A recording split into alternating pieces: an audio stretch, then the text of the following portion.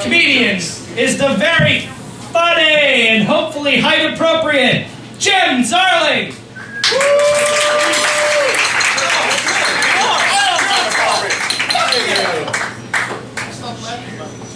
Free hot chocolate.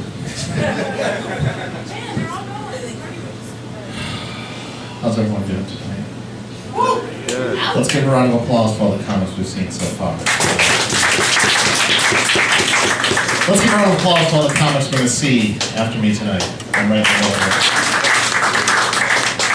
Let's give a round of applause for all the comments currently on stage. No, hold on, that never works. Thanks, guys. Yeah, it's weird. You guys, being a comic is not easy. Everyone who gets up here and does this, I really mad props to all you guys. It's not like being in a band where you just try to learn like a cover of Dead Flowers and be like, hey, we're in a band now. You have to come up with your own material, and you have to come up here and try it, and sometimes it doesn't work. And you have to come up with stuff to go between the jokes. You can't do like R. Kelly and just say bounce 10 times and move on to the next verse. Thank you. The person who got that.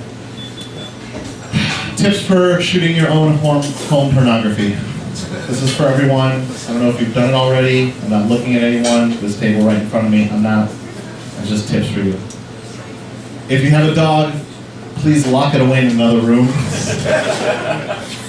Nothing kills the pornography experience worse than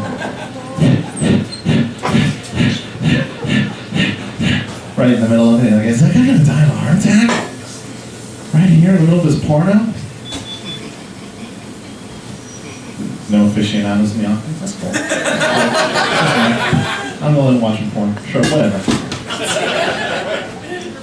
Please keep your kids out of the room. That's another one.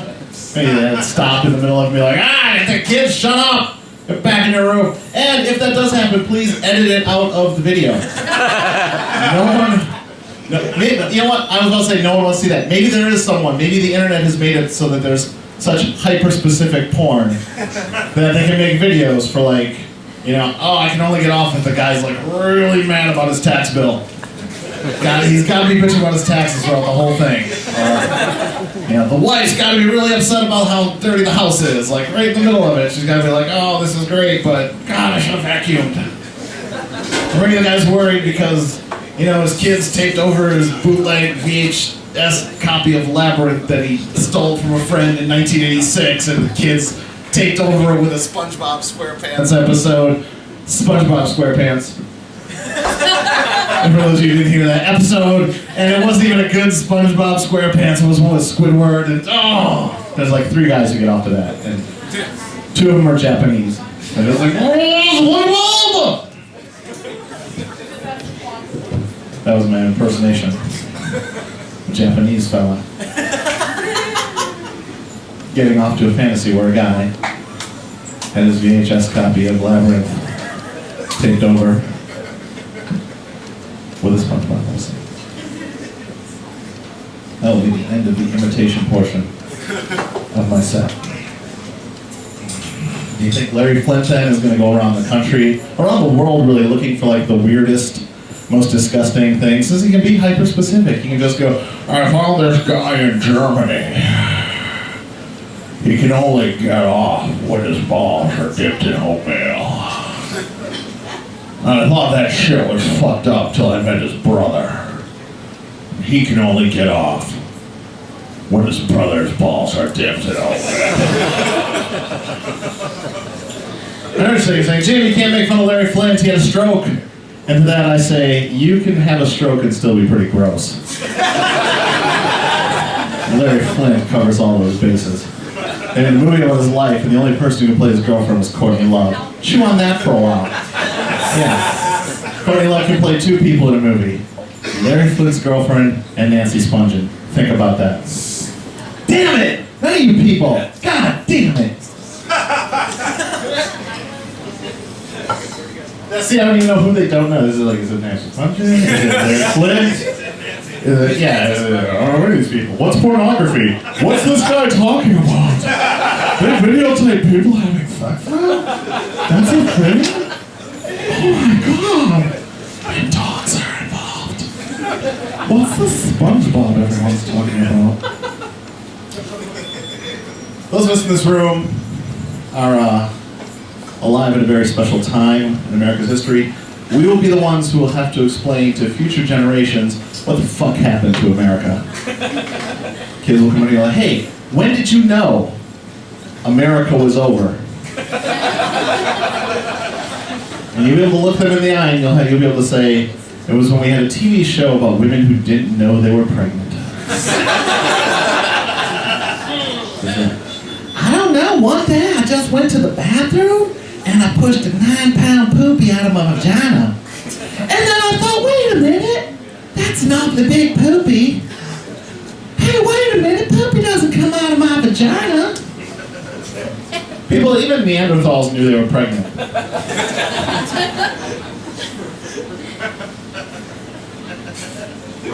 They like laid down in the brambles and pushed out some slope-foreheaded Neanderthal baby.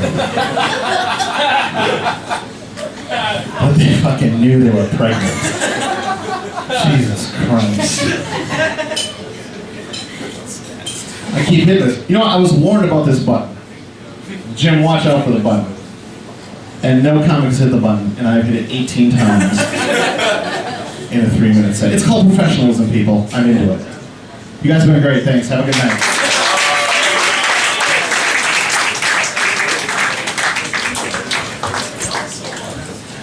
All right.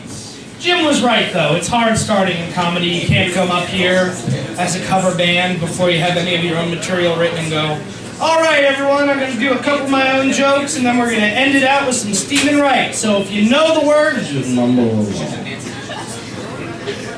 Those words were just mumble along, and if you didn't get it, then I didn't enunciate correctly, and I'm sorry if that sounds aggressive.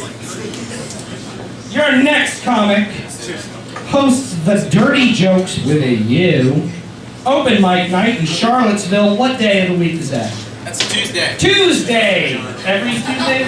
Second of the month. Every second Tuesday of the month, the Dirty Jokes Open Mic Night in Charlottesville, Virginia. Please welcome the very funny Mr. Joe Shea.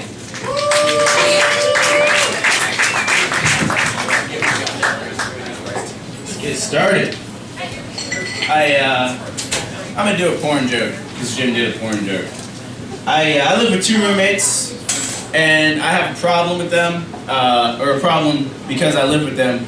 One of my favorite activities when I'm by myself on like a Wednesday night is I like to get high and watch horror movies, which is a lot of fun.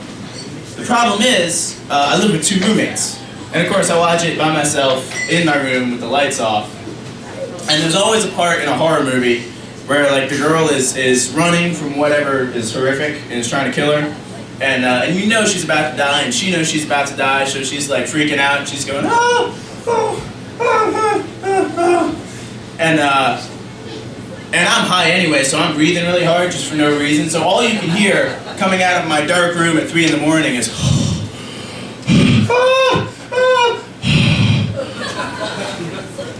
so I always worry about that. Like I assume my roommates think I'm watching porn, so I have to like talk to the movie. So they don't think that. But I don't want to yell at them. Like my roommates are white, and I already feel way too many stereotypes for them, so I can't like yell at my movie. I got Kool-Aid in the fridge anyway. I don't want to set my race back. But I'm sitting there going, oh my god, and she's still moaning, and I'm like, oh no, she can't take it anymore. So my roommates think I watch really weird porn. And this is where that ends up going. I'm scared to watch porn in my house anymore. Horror porn, that's where that goes. Fuck it. Next joke. I don't have a girlfriend anymore. I had a girlfriend for a while. I found that I just get too irritated. I'm not good enough at letting stuff go. We never like fought about anything big, just little random shit pissed me off. Reason 537 I broke up with my girlfriend. I am a Taco Bell enthusiast. Yup. I go to Taco Bell about once a day. So if you're dating me, that's a thing. You gotta be into Taco Bell. And when I'm by myself, it's real easy. I pull into the drive-thru, I order my Taco Bell, I pay, I leave. It's like a 30-second process. But I used to go with my girlfriend, and we'd pull up, I'd place my order, I'd turn to her, I'd say, "Hon, what do you want?"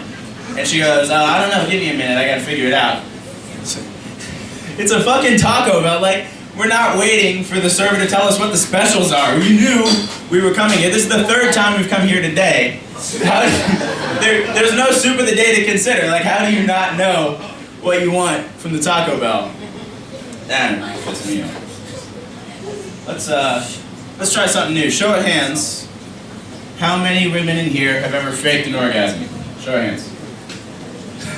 One. Bullshit. All right. Husbands and boyfriends, close your eyes. Ladies, show of hands.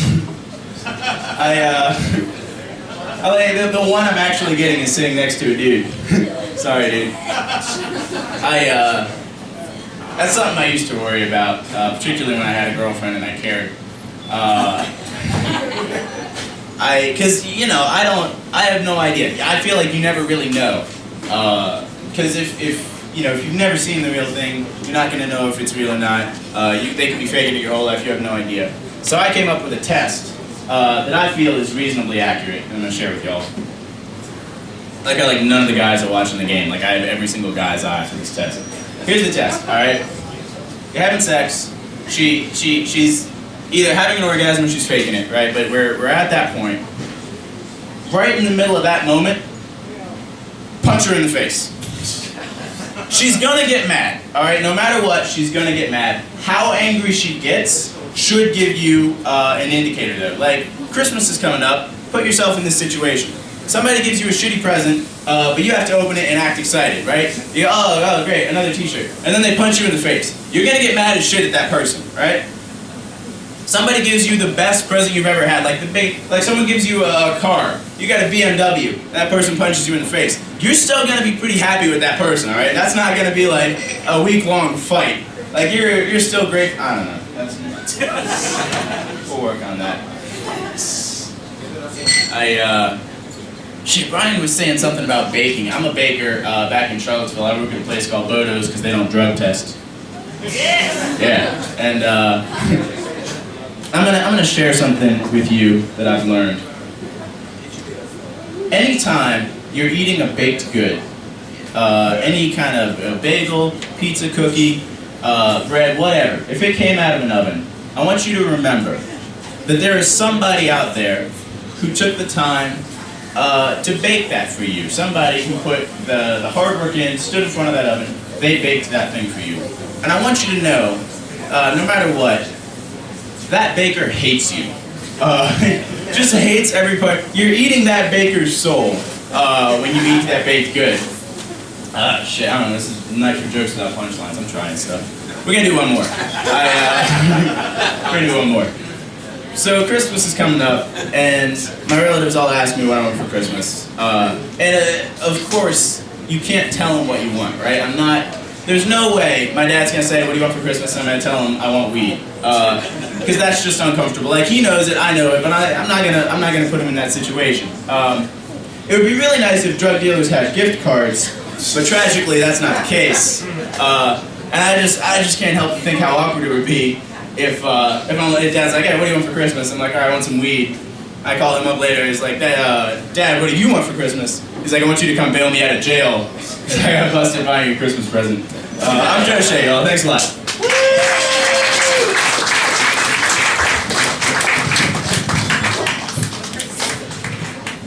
All right, for Joe Shea! Joe, yay! More like it. Your next comedian has some similarities to me, name-wise. It's David Marie-Garland! Yeah! Sorry. Yeah. Yes, I am Brian Michael Gartland. Give it up for me. Merry Christmas. That's right, I said it. I'm not going to say happy holidays. I don't go to Mexico and say hola. I say hello. Speaking of things, it is the holidays. And as it's the holidays, I like to every year tell a story about how Christmas came to be. And since I look a lot like a frumpy John Lennon, I thought it would be appropriate. Here's the story. I wrote it down because it's a long one. and it's in the form of a letter from Santa Claus to Mrs. Budd. Dear Mrs. Budd, in 1894, a friend of mine shipped as a deckhand on the steamer Tacoma, Captain John Davis. They sailed from San Francisco for Hong Kong, China. On arriving there, he and 2 others went ashore and got drunk. When they returned, the boat was gone. At that time, there was a famine in China. Meat of any kind was from $1 to $3 per pound. So great was the suffering among the very poor that all children under 12 were sold for food in order to keep others from starving. A boy or a girl under 14 was not safe in the street. You could go in any shop and ask for steak, chops, or stewed meat. Part of the naked body of a boy or a girl would be brought out and just what you wanted cut from it. A boy or girl's behind, which is the sweetest part of the body and sold as veal cutlet, brought the highest price. John stayed there so long he acquired a taste for human flesh. On his return to New York, he stole 2 boys, one 7 and one 11. Ho, ho, ho! Took them to his home, stripped them naked and tied them in a closet, then burned everything they had on. Several times a day, every day and night, he spanked them, tortured them, to make their meat good and tender.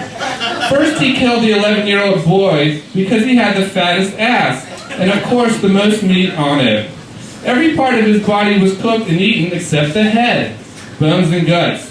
He was roasted in the oven, all of his ass. Boiled, broiled, boiled, fried and stewed. The little boy was next, went the same way. At that time I was living at 409 East Street, near right side. He told me so often how good human flesh was, I made up my mind to taste it. On Sunday, June 3rd, 1928, I called on you at 406 West 15th Street. Brought you pot cheese, strawberries. We had lunch. Grace sat in my lap and kissed me. I made up my mind to eat her, on the pretense of taking her to a party. You said yes, so we could go. I took her to an empty house in Westchester, and I had her picked out. When we got there, I told her to remain outside. She picked wildflowers. I went upstairs and stripped all of my clothes off. I knew if I did not, I would get blood on them. When all was ready, I went to the window and called her. Then I hid in the closet until she was in the room. When she saw me all naked, she began to cry and tried to run down the stairs. I grabbed her and she said she would tell her mama. First I stripped her naked. How she did kick, bite and scratch. I choked her to death, then cut her in small pieces so I could take my meat to my room, cook it and eat it. How sweet and tender her little ass was roasted in the oven. It took me 9 days to eat her entire body. I did not fuck her though. I could if I had wished. She died a virgin. Merry Christmas!